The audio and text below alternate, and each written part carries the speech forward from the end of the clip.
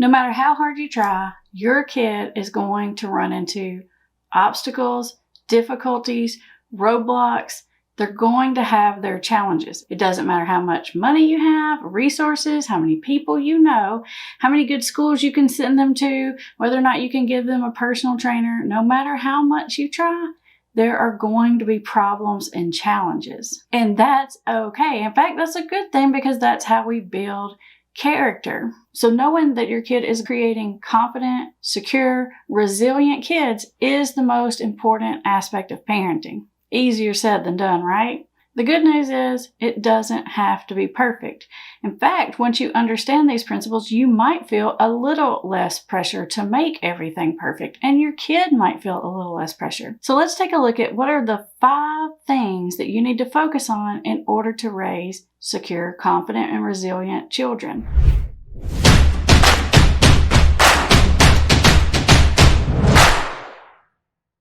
For those of you who are new here, I'm Amber Hollingsworth, and you're watching Put the Shovel Down. This YouTube channel is actually about the science and psychology of addiction. We help individuals and families get their lives back on track. Now, this topic is definitely relevant to addiction, but it's also relevant to any parent out there or even grandparent. In fact, all these strategies I'm about to give you can actually work on anyone, whether they're your kid or a work partner or a friend or a spouse. This is how to help other people feel more confident, secure, and resilient. Now, as always, I've put the links for additional resources for you in the description, so don't forget to check that out. But let's get on to our topic. The first and probably most important thing you can do to help your child or whoever it is be confident, happy, healthy, secure is to understand the value of the relationship that you have with them. Relationship is everything.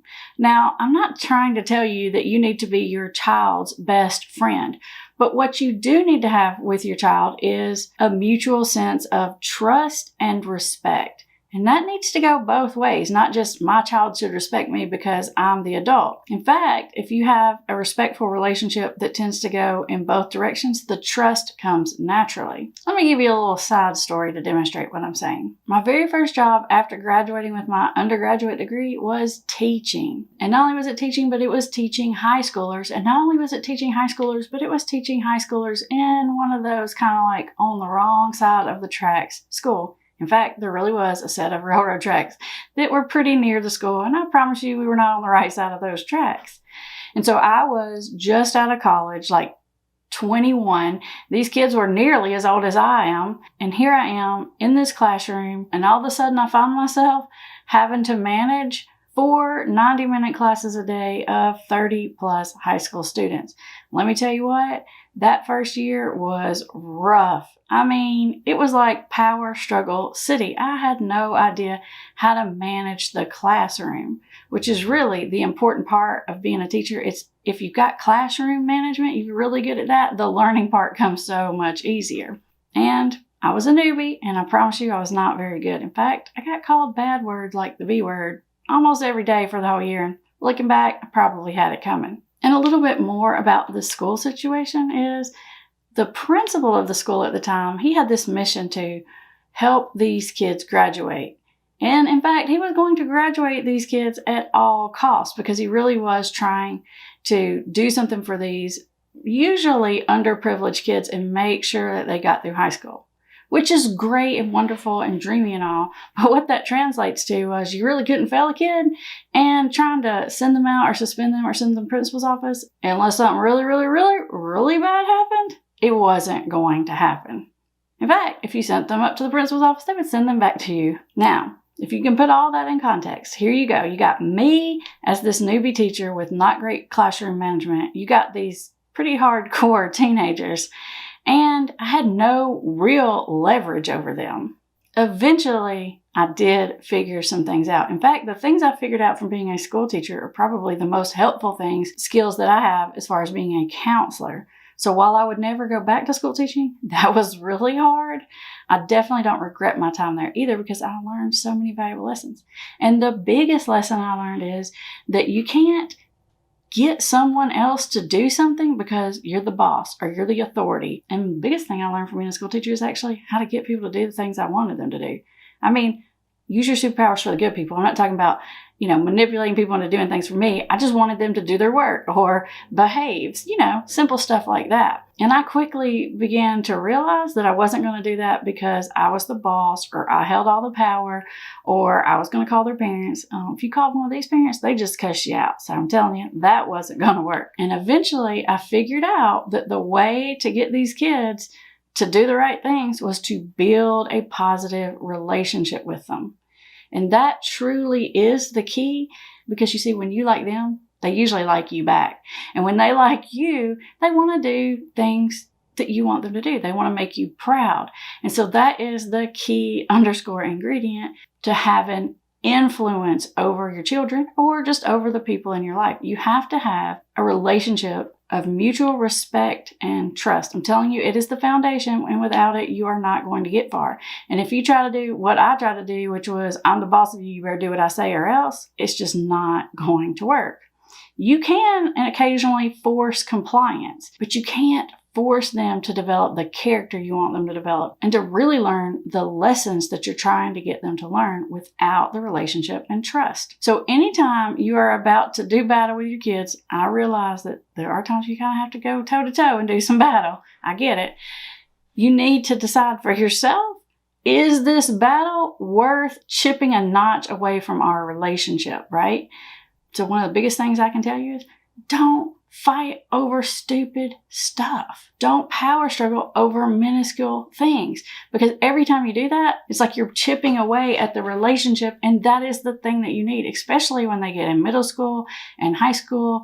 You want to be able to have that influence over them, because the days of I can make you do what I want you to do are over by the time you get into the 4th or 5th grade. So you better have some different skills. Of course, that doesn't mean you let them do everything they want to do. It's all about how you handle the situation. Number one, don't fight over things that are not important.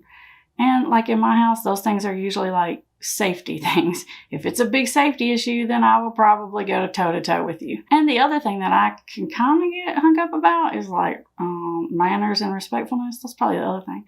But things that most parents get upset about, I don't really get upset about. And I'll go more into that later. Which brings me to point number 2. Focus your attention on the right things, not the wrong things. And you might be surprised about what I'm about to tell you about what the right things are. You see, as parents, we all have things that are important to us. Some parents really care about school. Some parents really care about health. Some parents really care if their kids are in athletics or in sports. Some other parents really care that their children develop into responsible, hardworking people. I mean, in fact, all parents care about all those things, but usually just based on our own experiences and our personalities, one or more of those things will make it to the top of our list.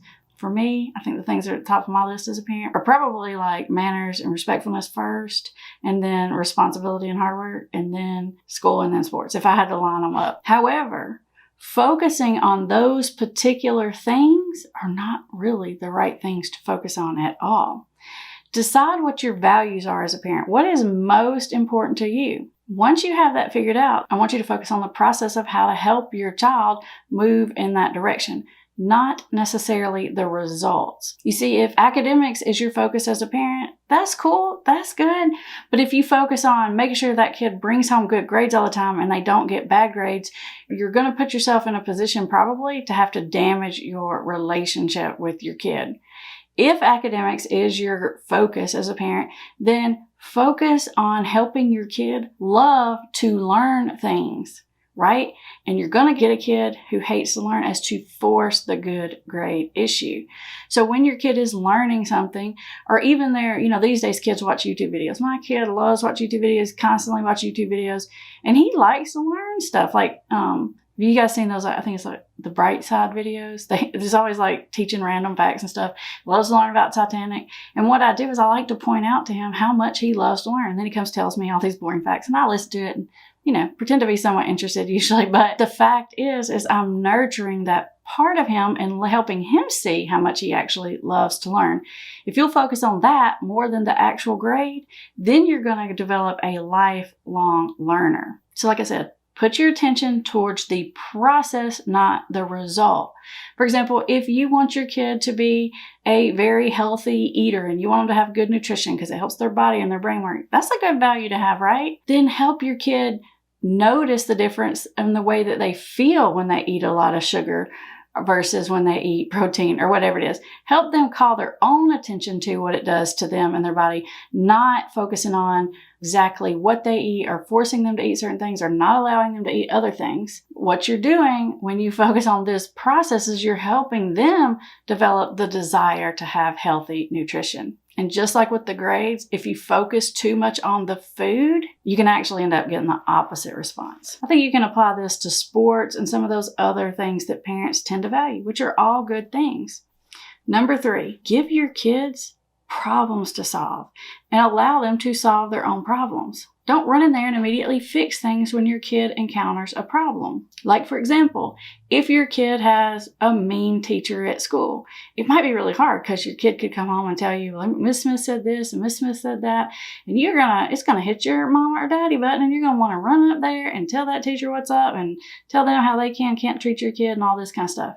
I get you. Feel the same way. However, in life, going to run into not so great people or difficult bosses, and allowing your kid, or maybe even talking with your kid, not telling them how, but just listening to them and allowing them to come up with possible solutions or workarounds or things like that. That's the better way to go about it. And if it's just plain difficult and they're not going to be able to fix the situation, empathize with their situation. You don't have to get on your high horse, and you don't have to say, hey, you're going to have to deal with mean people in your life, so just suck it up, no such thing as fair, all that kind of stuff. You don't have to say that.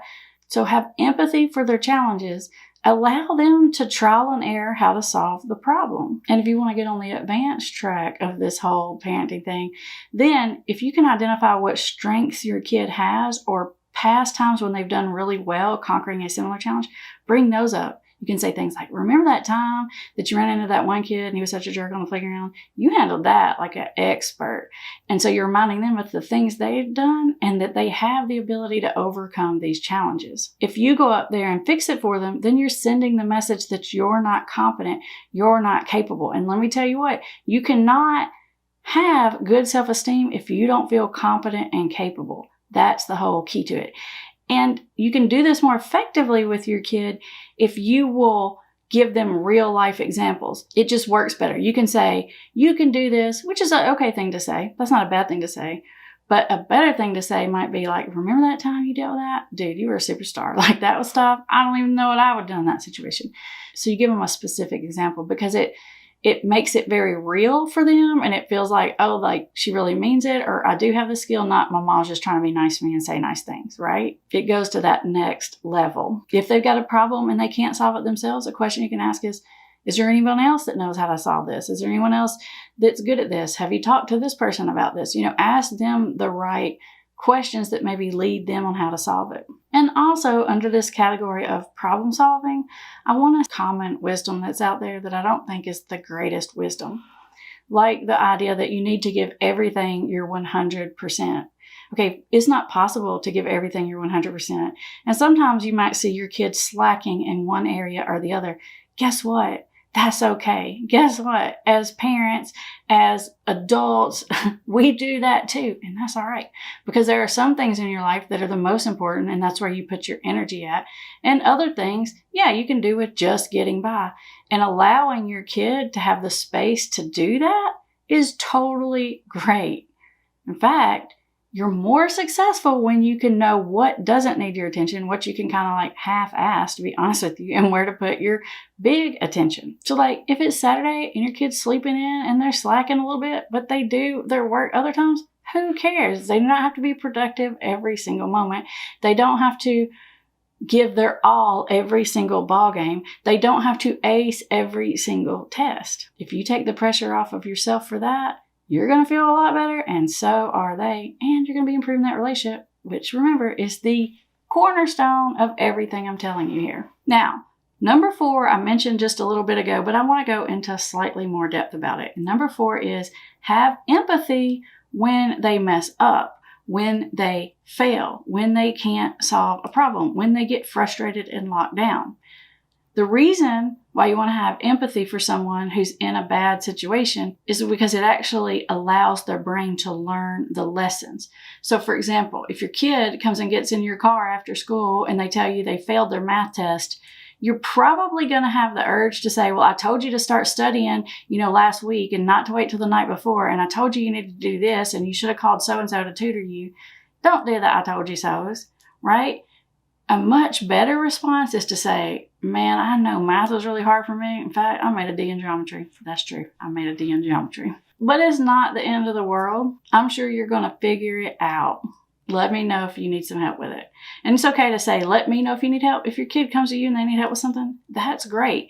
But if you're trying to impress your help on them, force them to listen to you or study with you or something like that, not so great. When you respond to other people like this, it actually soothes that emotional and upset part of the brain, which actually allows the thinking, smart, critical thinking part of the brain that will allow a person to think through, learn their lessons from, and solve the problem.